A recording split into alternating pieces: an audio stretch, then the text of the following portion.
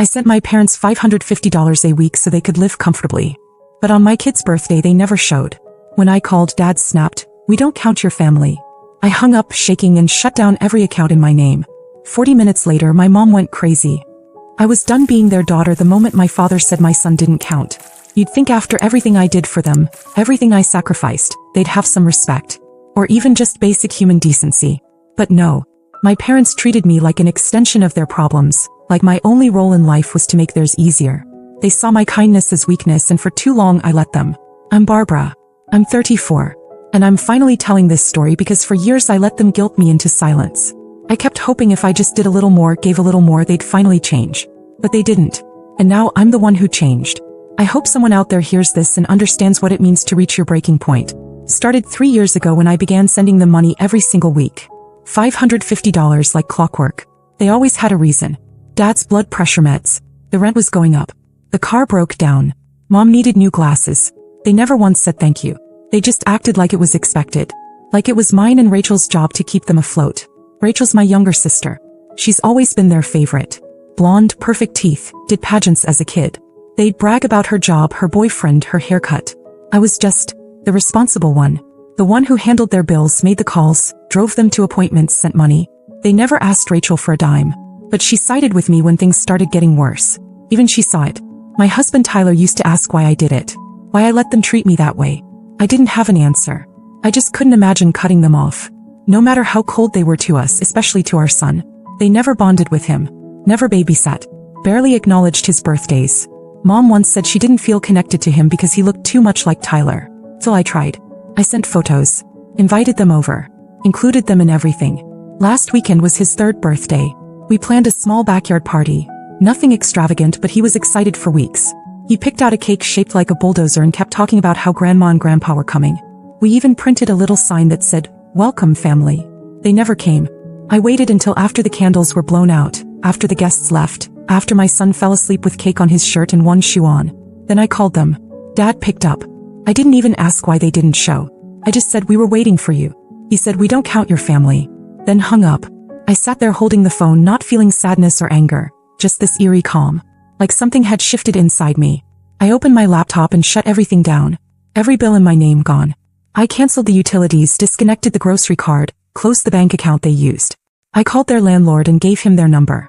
Told him not to contact me again. 40 minutes later, Mom started calling like a maniac. Left 7 voicemails in 10 minutes. She called me selfish. Said I was destroying them. Said I owed them. That they were my blood. She tried calling Rachel. Then Tyler. Then showed up at my grandmother's house screaming so loud the neighbors came outside. But Grandma already knew. I told her what happened that night, and for the first time she didn't try to defend them. When Mom started ranting in the driveway, Grandma walked outside calm as ever. And then, with the kind of slap that ends generations of denial, she shut her up. She said, "How dare you treat your daughter like that? You're lucky she gave you anything at all. And now it's over." I watched it all happen from the car. My son was in the back seat, asleep with a little plastic truck still in his hand. And that was the moment I realized, I wasn't the daughter anymore. I was the mother now. And I was going to protect him from the people who never protected me. After the slap, everything went quiet for a few days. No calls. No texts.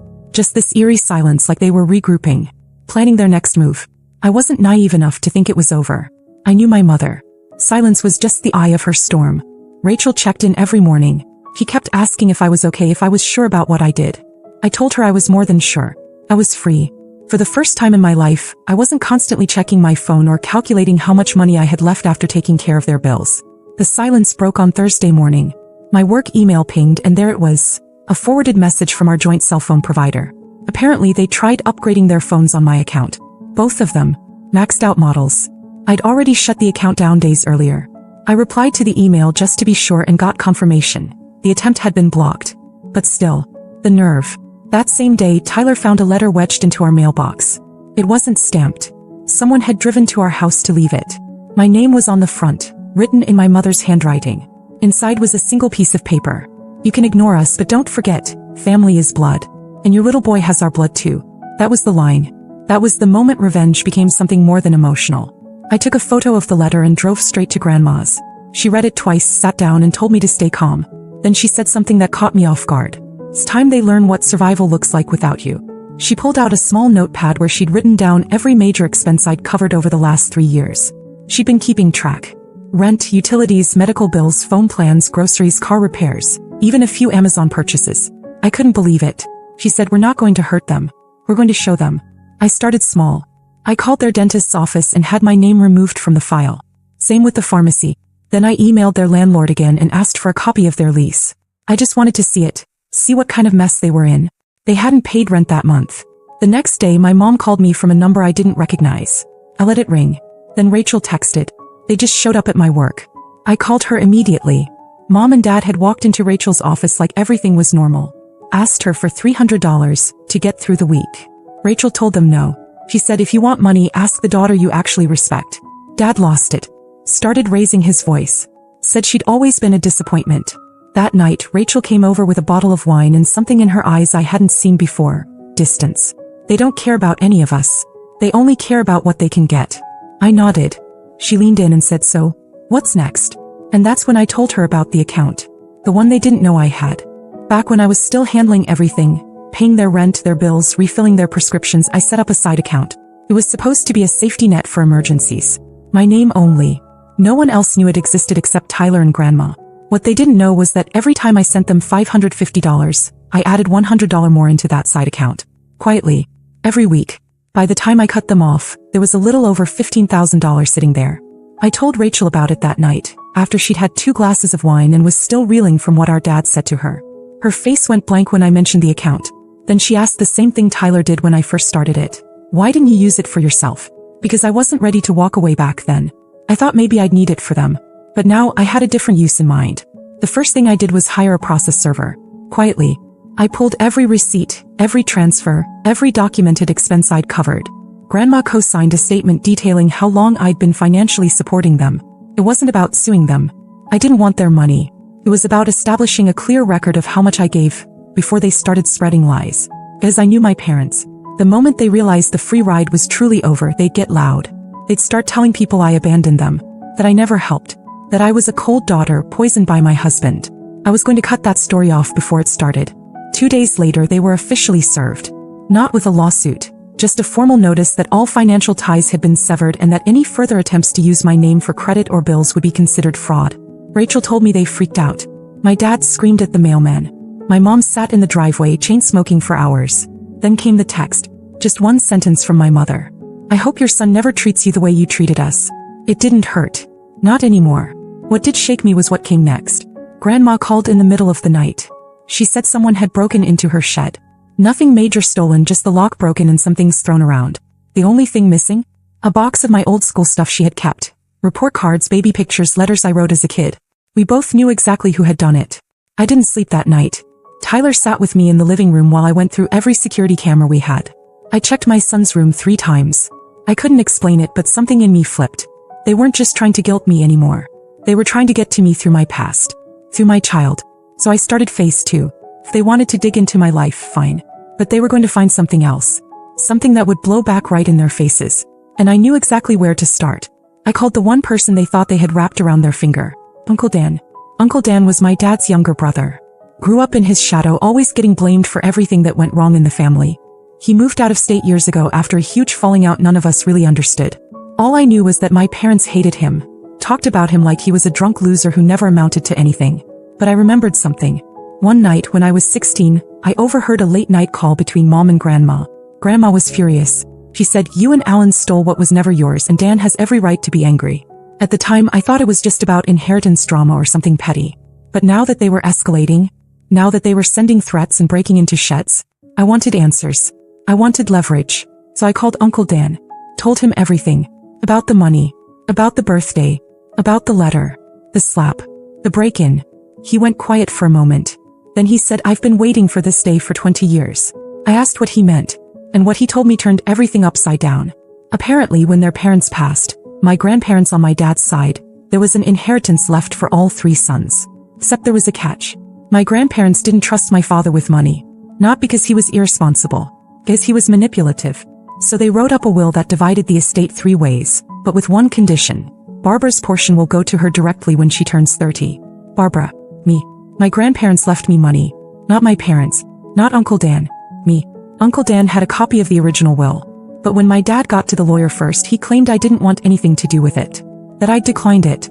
I was 17. I didn't even know they died until 2 weeks after the funeral. Uncle Dan said he suspected something, but back then he had no proof. And no money to fight it. He offered to send me everything. Documents, emails, even a letter my grandmother wrote me that was never delivered. I gave him my address. 3 days later, a package arrived. Inside was a handwritten letter dated 12 years ago. If you're reading this, it means you finally saw through the lies. You were always meant for better things. Don't let them take that from you. I felt sick. I sat on the kitchen floor reading it again and again. Tyler didn't say a word. He just sat next to me. I called Rachel. He came over that night. Read the letter. Read the will. She didn't say much either. Just whispered they're monsters. But that wasn't even the worst of it. The next morning Rachel called me panicked. Said she got an anonymous email with an attachment. A folder of old pictures. Someone had taken photos of her house. Her front door. Her car. Her bedroom window. The email just said, pick a side. Fast. She called the cops immediately. They said without a clear threat there wasn't much they could do. But now we knew, it wasn't just about guilt anymore. It was intimidation. They were trying to scare us back into submission.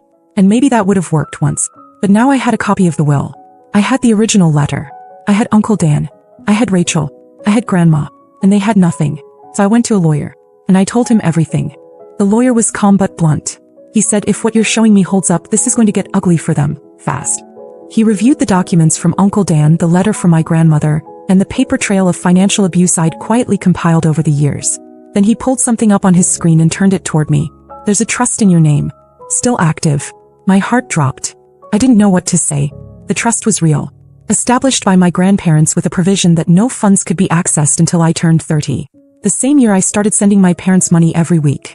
They had spent 3 years draining their daughter's bank account while secretly sitting on mine. The worst part, they'd forged my signature 3 times to withdraw small amounts for emergencies. $2,000 here. $1,500 there. The lawyer said we could press charges. That this went far beyond family drama. This was theft. Fraud. I didn't give him an answer. Not yet. That night Rachel came over again. She was visibly shaken. She'd just gotten off the phone with Mom. Apparently Dad had a breakdown. Screaming in the house, punching the cabinets. Said he was tired of being disrespected, tired of being cut off like trash. Mom told Rachel to convince me to call off the lawyer. Said I was destroying the family for money that was never mine anyway. That phrase stuck with me. Never mine anyway. It was like a window into how they really saw me. A tool. A resource. Not a person. Rachel for once didn't play neutral. She told Mom if they contacted her again she'd block them. She'd already filed a report about the creepy photos. Then she told me something unexpected. Remember that silver bracelet Mom always wore? I nodded. It was supposedly a family heirloom from her great-grandmother. Rachel laughed bitterly. She pawned it last month. For $80. I shouldn't have been surprised. But I was. Because that was her pattern. Building things up with fake sentiment, then selling them for quick cash the second they became inconvenient. 2 days later, everything cracked open. Grandma called. She said my parents were officially evicted. No rent paid for 2 months. My name was no longer on anything and they hadn't figured out how to survive without me. They tried begging the landlord to let them stay. Said their daughter had abandoned them. That she had money and was hiding it out of spite. He wasn't interested. That same evening, Tyler noticed someone parked across from our house.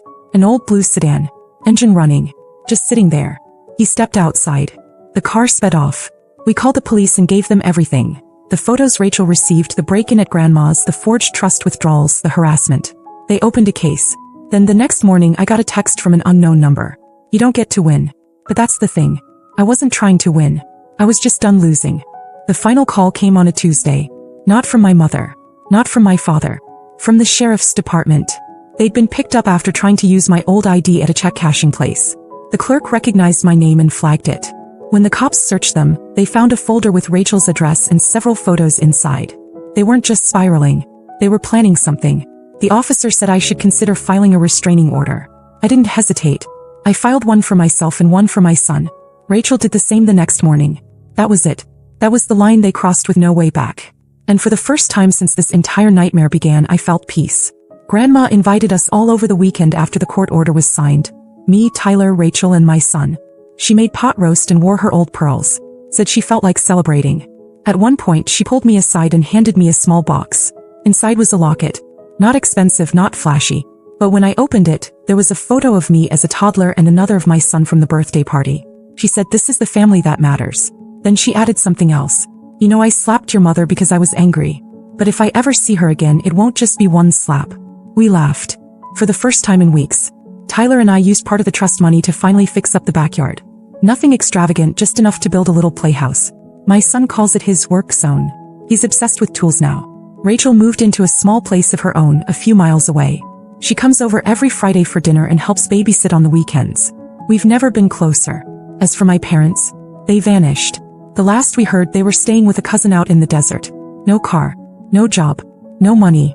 Uncle Dan sent me a photo a few weeks later. He'd run into them at a gas station. Said they didn't even recognize him. Just two empty faces walking out of a convenience store with a bag of chips and a six-pack. I didn't feel bad. Not even a little. Because this wasn't revenge. Not really. This was correction. This was what happens when you spend your whole life burning bridges and finally run out of wood. And I finally understood something Grandma once told me when I was 16 and crying after another fight with my mom. Sometimes the only way to move forward is to let the dead things stay buried. So I did.